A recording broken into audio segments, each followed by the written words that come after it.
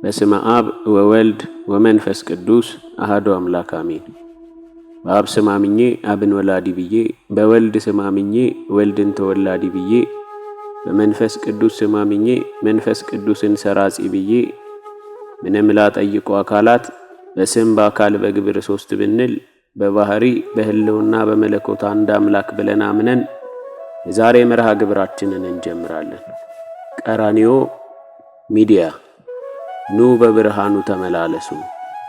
በዚህ መርሃ ግብራችን የቅዱሳን የሰማዕታትና የተለያዩ ኦርቶዶክሳዊ ይዘት ያላቸውን መዛግብት የምንዳስስበትና የቤተ ክርስቲያንን ታሪክ የምናቀርብበት መርሃ ግብራችን ነው። እንኳን ወደ ቀራንዮ ሚዲያ መንፈሳዊ ቻናል በሰላም መጣችሁ። መጽሐፈ ምሳሌ ምዕራፍ 10 ከቁጥር 7 የጻድቅ መታሰቢያ ለበረከት ነው፣ የኃጥአን ስም ግን ይጠፋል። መጽሐፈ ምሳሌ ምዕራፍ 10 ከቁጥር 11 የጻድቅ አፍ የሕይወት ምንጭ ናት፣ የኃጥአን አፍ ግን ግፍ ይከድነዋል የሚለውን የመጽሐፍ ቅዱስ ቃል መሰረት በማድረግ በየዕለቱ የሚከበሩ የቅዱሳን መታሰቢያ በዓላትን፣ የየዕለት ትምህርቶችን፣ መንፈሳዊ ዜማዎችን፣ የየዕለት ገድላት፣ ድርሳናትና የየዕለት ስንክሳር የምናደምጥበት መንፈሳዊ ቻናል ነው። እርሶም ትልቅ ትምህርት የሚያገኙበት ቻናል ስለሆነ ሁላችሁም ወደዚህ ቻናል በመምጣት ላይክ፣ ሼር፣ ሰብስክራይብ በማድረግ የመርሃ ግብሩ ተካፋይ ይሁኑ። የዛሬ መርሃ ግብራችን የምንዘክረው አቡነ ሳሙኤል ዘደብረ ዋሊን ነው። አቡነ ሳሙኤል ዘደብረ ዋሊ አባ ሳሙኤል ዘዋልድባ ገና በ12 ዓመታቸው ማይሹም በተባለው ባህር ውስጥ ገብተው ሲጸልዩ ባህሩ በብርሃን ተከቦ ይታይ ነበር። ከባህሩ ወጥተው ወደ ቤተ ክርስቲያን ገብተው እያለቀሱና እያዘኑ ሲጸልዩ ካህናቱ የሕፃን የኛ ኃጢአት እየታየው ወይስ ምን ኃጢአት ኖሮበት ነው እንዲህ የሚያዝነውና የሚያለቅሰው እያሉ ያደንቁና ይገረሙ ነበር። አባ ሳሙኤል ዘዋልድባ እናቱ አመተ ማርያም ቤተሰቧንና ቤት ንብረቷን ትታ ከመነኮሰች በኋላ እርሱም ካልመነኮስኩ በማለት አባቱ እስጢፋኖስን ቢለምነውም እምቢ ስላለው በራሱ ፍቃድ ከአንድ ሽማግሌ ጋር ወደ አባ መድኃኒነ እግዚ ገዳም ደብረ ባንኮል ገዳም ገብቶ መነኮሰ። በዚያም ነፍሱን ነፍሴ ሆይ እነሆ ለክርስቶስ ታጨሽ፣ የቅዱሳንን ቀንበር እነሆ ተሸከምሽ፣ የመላእክትን ንጽሕና ትጠብቂ ዘንድ ዛሬ በእግዚአብሔርና በቅዱሳኑ ሁሉ ፊት ቃል ኪዳን ገባሽ። ቃል ኪዳንሽን ብትጠብቂ መላእክት ይደሰቱብሻል፣ ባትጠብቂ ግን አጋንንት ይዘባበቱብሻል እያለ ብዙ መከራን በራሱ ላይ በማብዛት 7 ዓመት በዚያች ገዳም ኖረ። እህልም አይቀምስም ነበር። ይልቁንም የሚሰጡትን እንጀራ ለሕፃናትና ለውሾች እየሰጠ አሰር ይመገብ ነበር። ዳግመኛም በሌላ ጊዜ ቅጠልን እየቀቀለ እስከ 5 ቀን ከድኖ ያስቀምጠዋል። እስከሚተላም ድረስ ይጠብቀውና ያን ይመገባል። እንዲሁም ኩሰይ የምትባል ከሳር ሁሉ የምትመረን ሳር ምግቡ አደረገ። በኋላም አባቱም ልጁን ሳሙኤልን ተከትሎ ወደ እርሱ መጥቶ በአባ አድሃኒ እጅ መነኮሰ። ለአባቱም መምህር ሆኖት እያገለገለው ያስተምረው ነበር። በሌላም ጊዜ 17 ዓመት ከተቀመጠባት ወይና በምትባል ቦታ ሲኖር ከውሃ በቀር ምንም ሳይቀምስ 12 ዓመት ተቀምጧል። ለ50 ዓመትም ያህል ሳር፣ ቅጠል፣ የዛፍ ስርና ፍሬን እነዚህንና የመሳሰሉትን እየበላ ኖረ እንጂ እህል የሚባል አልቀመሰም። ወደ ዋሻ እየገባ ብዙ ጊዜ 40 ቀንና 40 ሌሊት በጾም በጸሎት እየኖረ እንቅልፍም እንዳያሸንፈው እስከሚነጋ ድረስ ሳይቆም ሳይተኛ እንደቆመ በጽኑ ተጋድሎ ተቀመጠ። ትልቅ ጉድጓድ ቆፍሮ በውስጡ እየገባ ሳይቀመጥ እየተኛ ሰውነቱ እንደ እንጨት እስኪደርቅ ድረስ በጾም በጸሎት በእጅጉ ይተጋ ነበር። በዚህም ወቅት ጌታችን ተገልጦለት ሰውነቱን በሙሉ ምራቁን ስለቀባትና አውራ ጣቱን ስላጠባው ከዚህ ጊዜ በኋላ ረሃብና ጥሙ ጠፍቶለት ሰውነቱም ታድሶለታል። ዳግመኛም በአፉም ድንጋይ ጎርሶ እግሩንም ታስሮና ማቅ ለብሶ ወደ ባህር እየገባ ይጸልይ ነበር። አባታችን አባ ሳሙኤል በሕይወተ ሥጋ ሳለ እጅግ ድንቅ የሆኑ ተአምራትን አድርጓል። እንደ ሙሴ ባህርን የከፈለበት ጊዜ አለ። በልዑልም ዙፋን ፊት እየቀረበ ከቅዱሳን መላእክት ጋር የሚያመሰግንበት ጊዜ አለ። ከ24ቱ ካህናተ ሰማያትም ጋር ሆኖ የሚያጥንበት ጊዜ አለ። በሰማያዊት ኢየሩሳሌምም ሆኖ ከነ ቅዱስ ጴጥሮስና ከሁሉ ቅዱሳን ጻድቃን ሰማዕታት ጋር በአንድ ላይ ማዕድ የሚቀርብበት ጊዜ አለ።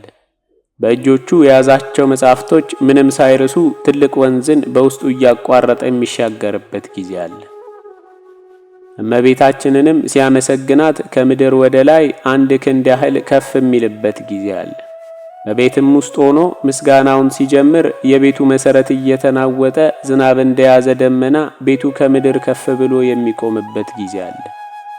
መንፈስ ቅዱስም በብርሃን ክንፍ እየወሰደው ወደ ተለያዩ ገዳማት ያደርሰውና ሥጋ ወደሙን እንዲቀበል ያደርገው ነበር። መልአኩ ቅዱስ ሚካኤልም የሁል ጊዜ ጠባቂው ነውና በሁሉ ነገር ይራዳውና እንደ ጓደኛም ያማክረው ነበር። አቡነ ሳሙኤልን የዱር አራዊትም ሁሉ ይገዙለት ነበር።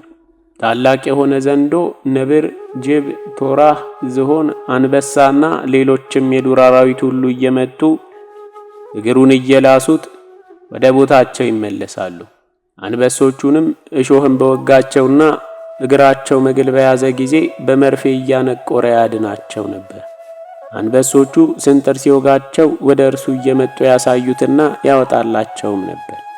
አንበሳም አጋዘንን ገድሎ ሲበላ ሲያየው አንዴ ዞር በልልኝ ቆዳውን ለልብስ እፈልገዋለሁ ባለው ጊዜ ይለቅለታል። እንዲሁም አንበሳው ለአባታችን ምግብም ተሆነው ዘንድ ጅግራን እየያዘ በሕይወት ሳለች ያመጣለት ነበር። አባታችንም ከገዳም ወጥቶ መሄድ በፈለገ ጊዜ አንበሶቹን እንደ ፈረስና በቅሎ ይጋልባቸዋል፣ መጻሕፍቶቹንም ይጭንባቸዋል። መንታ የወለደች አንበሳም ብትኖር ልጆቿን እየታቀፈ በየተራ የእናታቸውን ጡት ያጠባቸዋል። ወደ ደብረ ዋሊም በሄደ ጊዜ ጌታችን ተገልጦለት በዕለቱ የእመቤታችን በዓል ስለነበር እንዲቀድስ ነግሮት ከሰማይ ህብስትና ጽዋ መጥቶለት ቅዱሳን ሐዋርያት በቀኝ በግራ እየተራዱት ሲቀድስ መንፈስ ቅዱስም በርግብ አምሳል ወርዶ ህብስቱንና ጽዋውን ጋርዶታል።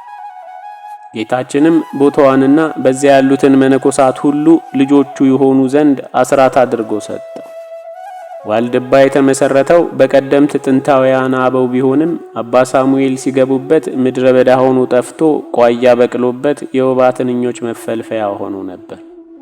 አባታችን ግን የተበታተኑትን መነኮሳት ሰብስበው ዋልድባን እንደገና አደራጅተውና አድሰው አቀኑት። የተባዕትዎ ኑሮንም አጠናከሩበትና ገዳሙን የመናንያን አበው መሰብሰቢያ ያደረጉት። አባ ሳሙኤል ዘዋልድባ በቤተ ክርስቲያን አስቀድሰው ሲወጡ የጌታችንን ሥጋ ወደሙን የተቀበለ ሰው ሲያስመልሰው አይተው ስለ ሥጋ ወደሙ ክብር ብለው የዚያን ሰው ትውኪያ ጠጥተውታል። የነጠበበትንም አፈሩን ላሱት። በዚህም ጊዜ ከሰማይም ሳሙኤል ሳሙኤል የሚል ድምፅን ሰምተው ወደ ላይ ባንጋጠጡ ጊዜ 7ቱ ሰማያት ተከፍተው ተመለከቱ። ጌታችንም በሰው ፊት እንዳመሰገንከኝና ፈጽሞም እንዳከበርከኝ የባልንጀራህን ትውኪያ ተቀበል ዘንድ እንዳላፈርህ እኔም እንዲሁ አከብርሃለሁ፣ በሰማያት ባለው በአባቴም ፊት በመላእክት ማኅበር አመሰግንሃለሁ አላቸው። ሌሎችም ቅዱሳን እና አቡነ ተክለ ሐዋርያትም እንዲሁ ለሥጋ ወደሙ ክብር ሲሉ የቆረበ ሰው ሲያስመልሰው የዚያን ሰው ትውኪያ ይጠጡት እንደነበር በቅዱስ ገድላቸው ላይ በሰፊው ተጠቅሷል። ቅዱሳን አባቶቻችንና እናቶቻችን ለመድኃኔ ዓለም ክርስቶስ ያላቸው ክብር እስከዚህ ድረስ ነው። አንድ ቀን ምሽት በሆነ ጊዜ አባታችን ማር ሳሙኤል የሚበላውን ምግብ የእንጨት ሥራ አቀረቡለት። ባርኮም በጉልበቱ ውስጥ ጻሉን አስቀመጠ። ሰይጣንም እባብን ተመስሎ መጣ። በአባታችንም ራስ አንጻር በጎጆ ተሽሎክልኮ በማዕዱ ላይ ምራቁን ተፋ። አባታችንም ረድኡን ዘሩፋኤልን ጠርቶ ይህ ጠላታችን የሚያደርገውን ተመልከት አለ። ሁለቱም ምራቁን ሲያንጠባጥብ አዩት። ያ ደቀ መዝሙርም እባቡን ይመታው ዘንድ በትር ወሰደ። ከአባታችን እግር ስርም ወደቀ። የሄደበትንም አጡት። አባታችን ግን በልቡ ጨክኖ በአብ በወልድ በመንፈስ ቅዱስ ስም ያንን ማዕድ ባረከው፣ ይበላም ዘንድ ጀመረ። ያ ደቀ መዝሙርም አባት ሆይ የእባብ መርዝ ትበላለህን? አለው። አባታችንም በአብ በወልድ በመንፈስ ቅዱስም ከተባረከ መርዙና መድኃኒቱ ሁሉ ይሻራል አለ። ደቀ መዝሙሩም ብቻህን ትበላለህን? ለኔም ስጠኝ እንጂ አለው። ሁለቱም በሉ፣ የነካቸውም የለም። ማዕዱም ከተጨረሰ በኋላ እባቡ ወጥቶ ሞተ። አባታችን አባ ሳሙኤል የቀለምሲስን ወይም የራእይ መጽሐፍ በየዕለቱ ይደግሙ ነበር። እርሳቸውም እየደገሙ ሳለ የተመረጠ ዮሐንስ ወደ እርሱ መጥቶ የራእዩን መጽሐፍ ይተረጉምላቸው ነበር።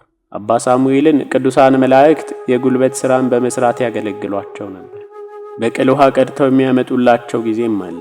አንድ ቀን አባታችን በገዳም ውስጥ ሳለ ጌታችን ኢየሱስ ክርስቶስ ይጎበኘው ዘንድ ወደ እርሱ መጣ። ከእርሱም ጋር ተቀምጦ ወዳጄ ሆይ ሰላምታ ይገባሃል፣ አንተ ግን ከትንሽነት ጀምሮ አገለገልከኝ፣ ምን አደርግልህ ዘንድ ትወዳለህ አለው። ትሑት ሳሙኤልም የነፍሴ ወዳጅ ጌታዬና አለቃዬ ሆይ መልካም ሀብት ሁሉ ካንተ ዘንድ ነውና ምሕረትህንና ብሩህ ፊትህን ታሳየኝ ዘንድ ሻለሁ አለ። ጌታችንም አገልጋይ ወዳጄ ሆይ የፈለግከውን እሰጥሃለሁ፣ ዳግመኛም ያልፈለግከውንም እጨምርልሃለሁ አለው። አባ ሳሙኤልም ጌታዬ ሆይ አንዲት ልመናን እለምንሃለሁ፣ በሕይወቴ ዘመን ሁሉ ኃጢአቴን አይ ዘንድ እወዳለሁ፣ የሌላው ኃጢአት ግን አታሳየኝ አለ። አባ ሳሙኤል ጊዜው ደርሶ ከማረፉ በፊት ቅዱስ ሚካኤል ነሐሴ 16 ቀን ወደ ገነት ነጥቆ ወስዶ ከረፍቱ በኋላ ከልጆቹ ጋር የሚኖርበትን ስፍራ አሳይቶታል።